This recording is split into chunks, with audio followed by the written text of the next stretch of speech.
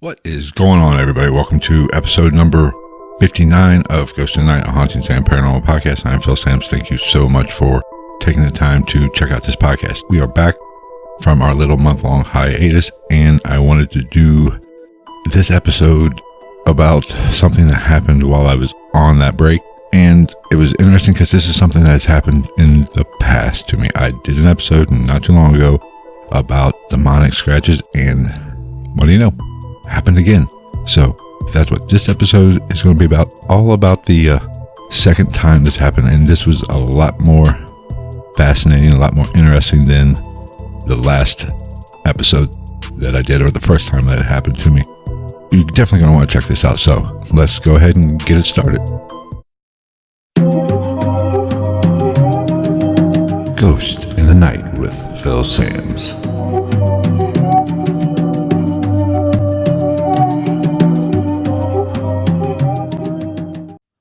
Not too long ago, I did an episode called Demonic Scratches where I'll just kind of rehash it. I came home from work all alone, talking to my dog, sitting relaxing, and I felt a burning sensation on my leg underneath my jeans. And it turns out I had 3 scratches on my leg. Now, where did that come from? I kind of talked about that. Was it some kind of entity scratching me or whatever? I also proposed that, I don't know what happened that day. I don't remember being scratched, but somehow 3 scratches came up. Now, could that have been detergent from the laundry, irritation? It was very coincidental. Now, we all know that people associate the scratches with I'm going to use air quotes, demons, which you know my philosophy on that. If you've listened to me at any point of this podcast, you know that I think demon is overused in today's society thanks to a lot of these paranormal reality shows. We put too much emphasis on the word demon, and things get claimed, or people claim evil things are in their home when it's really just misunderstood. I don't honestly believe that demons are as prevalent as what they're made out to be. I'm not saying there's no such thing as demons. I just think it's the exception, not the rule, to where everything's a demon. Now, anytime anything happens, it's a demon. Because I've said this before, but demons do not care where your car keys are. So if you think something, a spirit or an entity has moved your car keys, it's not a demon, because a demon could care less about your car keys. So the demonic scratches, and they also say with the 3 is the mocking of the Trinity and all that stuff. And I covered all that in this previous episode a few months back. So, and I don't put a lot of stock into scratches per se, just for the mere fact, like I said during that one, I don't know what happened during the day. I didn't notice it. After I sat down, relaxed, and was unwinding from my work day, I felt some burning, and boom, there's 3 scratches. Now, there were pictures at the website at ghostinthenightpodcast.com for the show notes of that particular episode. If you find the demonic episode, it's down there a little bit, but there are pictures there. There might even be some pictures I'm pretty sure there's some pictures I did a post on Twitter about it, but you can find them if you're interested. So, are they demonic scratches? No. Are just scratches somehow a spirit or ghost interact, trying to gain our attention? I don't know. I definitely have a skeptical mindset when it comes to that, from that previous experience and from how the scratch phenomenon has been portrayed thus far. I wanted to rehash this issue because something occurred a week or so back, and I thought, okay, I need to rethink this situation. I need to really look into it a little bit more and really talk about it more. So I wanted to devote another episode to it, and that's what this episode is all about. Let me set a backstop. I was heading out of town a couple weeks ago on a family, not vacation, but a family event. I stopped off to see some people. I'm not going to say the names of these people because they want to keep their, they're not big into they don't want the claim, or they don't want it out that they have some activity in their home. Now, this is a home that has had activity. I have actually investigated there, and in full disclosure, I spent the night there 2 nights. One night was actually doing an actual investigation, just me, by myself, no team or anything. I just wanted to experience it and see what I could come up with on my own. And mainly because they don't want a team in there. I know these people, so they trust me. And so I did that investigation. I spent the night there.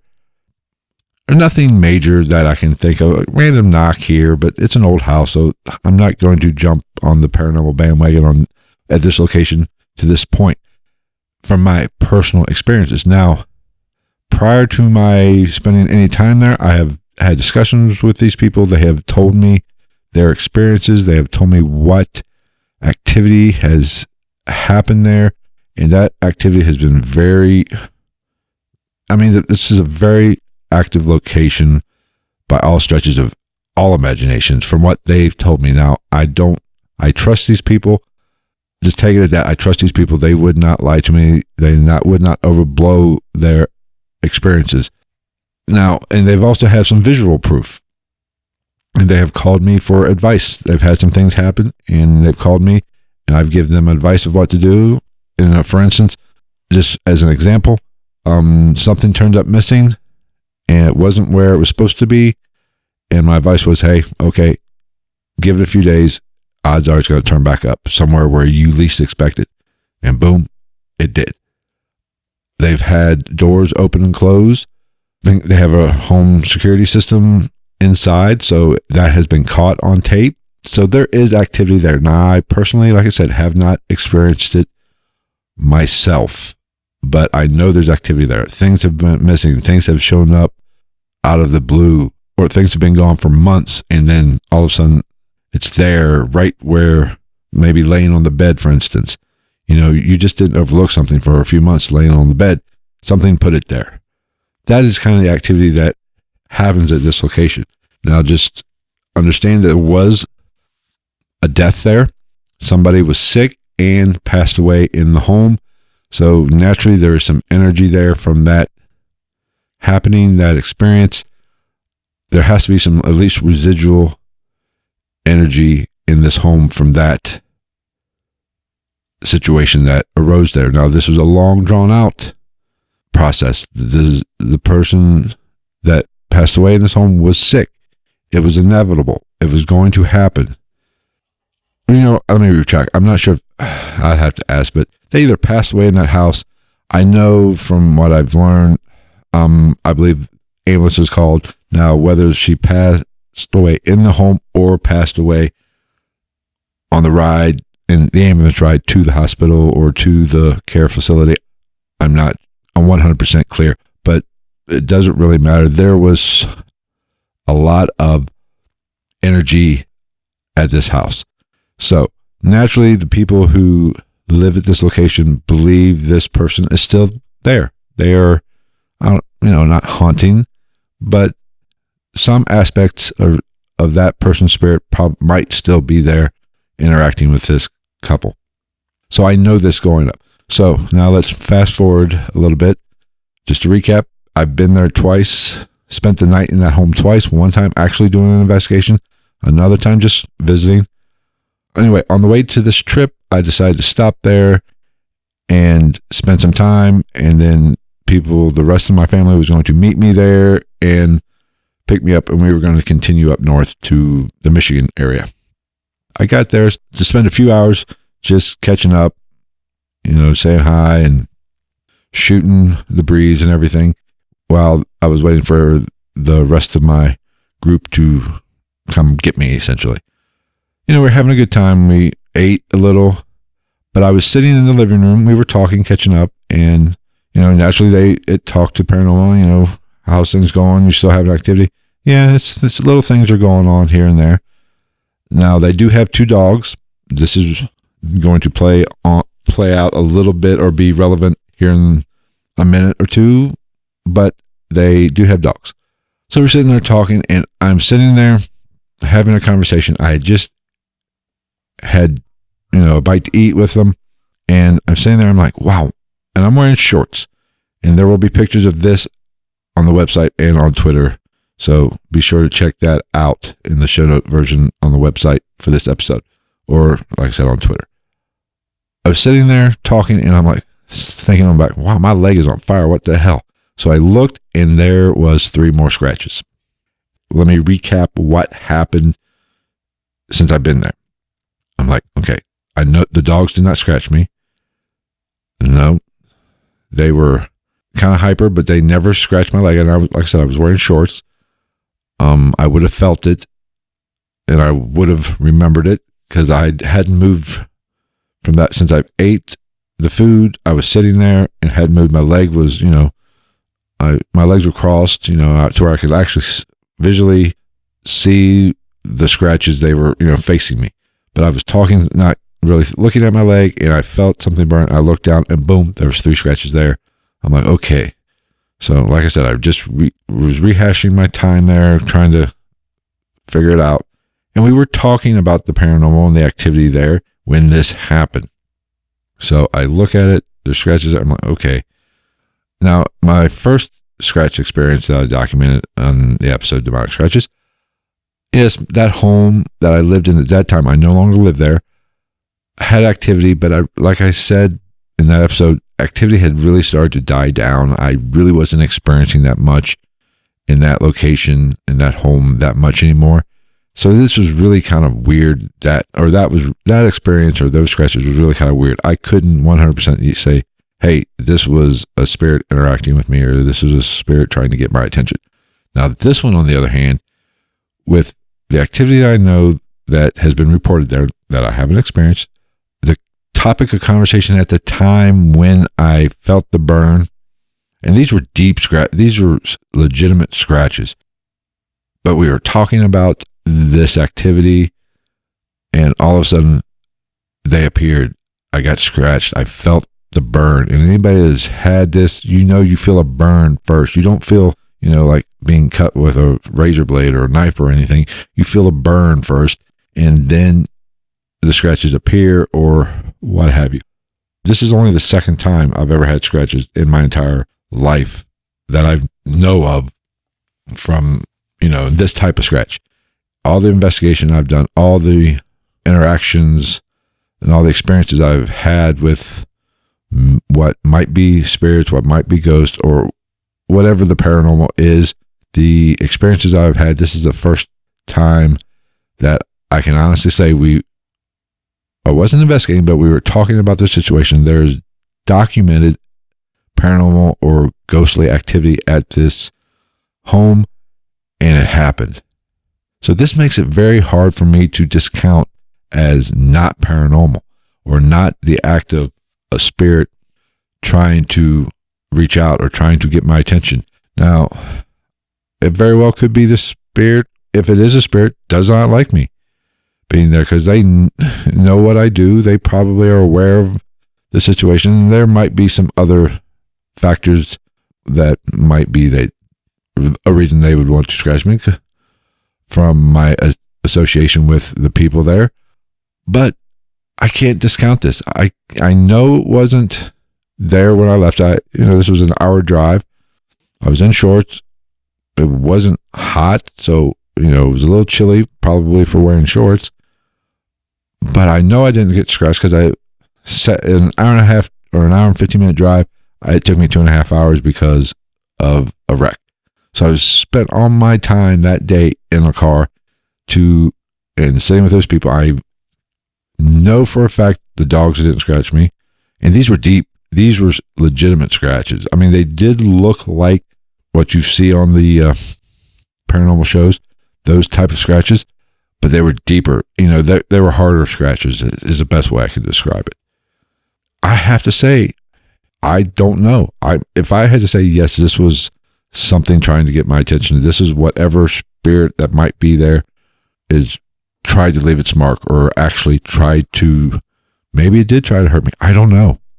It's definitely caused me to, I'm going to have to go back and actually do another investigation there and kind of come to some answers and maybe find out what's going on. Hopefully try to interact with this spirit or ghost and find out what it wants and why it's doing what it's doing there. Moving objects, opening doors. It's very, from what I've been told and what I've, the documentation there, it's a super active location. So there has to be some investigation done there. And I'm definitely going to have to, I'll be heading up there sometime this month, maybe take some equipment and see what we find.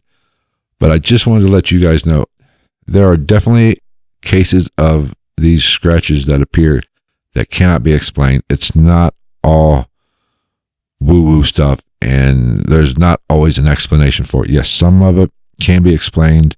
Like my first encounter, I don't know. I'm pretty sure it wasn't my dog. But what really, actually, now that I'm saying out here, it was the same leg. Only from my first experience, same leg, same portion of the leg, except for the first time it was on the outside of my leg. This time it was pretty much the same spot, just on the inside of my leg, if that makes sense, trying to paint you a little bit of a picture here. So I don't know. I mean, that was what was exposed at that time. So, but this poses the question, how do they do this? What causes these scratches, and how are they actually physically doing this? You think of a person who scratches you with their fingers. Is this their ghostly or entity type fingers actually coming across you? Or is this they touch you, and this is kind of what a repercussion of that is, and how your body reacts to being physically touched by it? These are questions that I'm hopefully going to try to look at, try to figure out, and try to answer some of these questions. If any of you have an opinion, be sure to reach out on Twitter. Send me a direct message or send me an email. You can find me on Twitter at night_ghost. Send me an email at gitnpodcast@gmail.com. Also, if you have had, a scratch experience, let me know that, and maybe we can talk about it, or I can at least share somebody else's opinion or somebody else's experience with it in an episode. You don't necessarily have to come on, but let me know if you've had this experience, or just let me know what you think it might be. There's definitely something to it. I was not scratched by any person or animal in that home this time. I'm 100% guaranteed, confident of that. But something caused those scratches. And how do you think they do it? Are they physically able to scratch? Like I said, is this just the way our skin reacts to their reaching out, or their touching, or their interaction with us? And it's just kind of a byproduct of it, the burn, and then the scratches appear? Or is this them actually physically trying to attack us, physically trying to hurt us? Which I'm not a believer that, I never was a big believer that spirits or ghosts, if it is 100% the spirit of the dead or even a demon, they have the physical power to actually hurt us physically. I'd never really believed that much. And now mentally, emotionally, that's a different story. I think this energy or these spirits can affect you mentally, and that is how they have to, if they're trying to hurt you in some way, it's more mentally, not physical. But I've had other situations where, I've been pulled or whatever. So, I don't know. This is the beautiful thing of the paranormal. And this is why I'm so fascinated by it, because there's so many questions and there's so many conflicting ideas. And just in my own mind, there's so many conflicting ideas. I think one thing, and then something happens that completely contrary to what I think has happened. So I have to rethink everything. I don't have all the answers. I'm not an expert by any stretch of the imagination. I am just somebody who is interested, somebody who talks about it, and somebody who goes out and actually investigates. Alrighty, that is going to wrap up this episode of Ghost in the Night. Thank you so much for taking the time to check this out. I hope you enjoyed it. Like I said in the podcast, I'm not 100% sold on these scratches being demonic or even spirit or entity related, but this past encounter, for lack of a better term, will definitely pushes me in that direction, because it's kind of random, but not random, if that makes sense. This place has had a lot of reported activity, even though I have not experienced it there as of yet. I've heard the stories. I've talked with the people that have experienced such things, and I don't know, but it's definitely, I feel more charged, more active than my home where I had the first encounter. So I'm going to leave this one alone for right now. I'm not 100% sold that the scratch phenomenon is actually demonic, or for lack of a better term, demonic or evil entity or dark or whatever. But there's something definitely to it. I don't think this particular case was of natural causes. So I don't know. We're going to leave it at that. My next episode coming out next Friday will be more of paranormal protection. What to do when you do experience this kind of stuff, whether it be in your own home or out on a investigation and you want to protect yourself. Because I know that was one of the main things with me when I started doing actual investigations, was not to bring anything home, not really for protecting myself, but protect my loved ones. So that is what next week's episode is going to be about. We have some other things coming up. Hellier just came out and I just finished it. I want to do an episode about that, just for the mere fact that it really this season kind of touched on some things it connected some dots in the paranormal that I've kind of been going around about without actually coming to it. So there's some topics in there I want to discuss. So I'm going to give a little review in an upcoming episode. I don't know if it'll be a bonus episode or maybe I'll just do it in 2 weeks. Then we'll play that one by ear. You can always follow us on Twitter at night_ghost. I would recommend that and be very thankful if you did. Subscribe to the YouTube channel. Just search Ghost in the Night and you should be able to find it, or go to ghostinthenightpodcast.com. You can find links to, we have the videos on there, and naturally you can subscribe when you click on those videos. Be sure to subscribe to this podcast however you listen to the podcast, whether it be Apple, TuneIn, Spotify, Stitcher, however you take it in, Google Play or Google Podcast now, whatever it is. Be sure to subscribe. Leave me a comment, either at the website or on YouTube or however you want to do that, or just DM me on Twitter. We are on Facebook and Instagram as well.